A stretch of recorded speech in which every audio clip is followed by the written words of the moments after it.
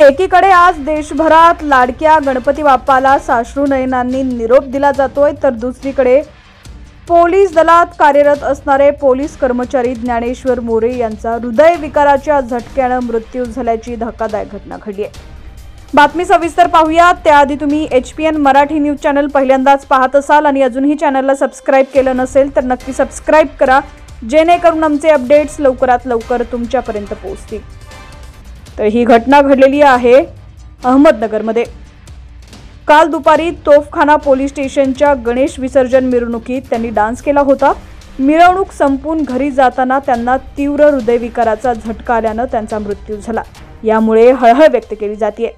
याबाबत अधिक माहिती अशी आहे की ज्ञानेश्वर उर्फ बाप्पा मोरे हे अहमदनगर पोलीस दलात कोतवाली पोलीस ठाण्यात कार्यरत होते। काल तोफखाना आणि कोतवाली पोलीस स्टेशनमध्ये गणपती विसर्जनाचा कार्यक्रम होता। काल दुपारी कोतवाली पोलीस ठाण्यात गणपती विसर्जनाची मिरवणूक काढण्यात आली होती।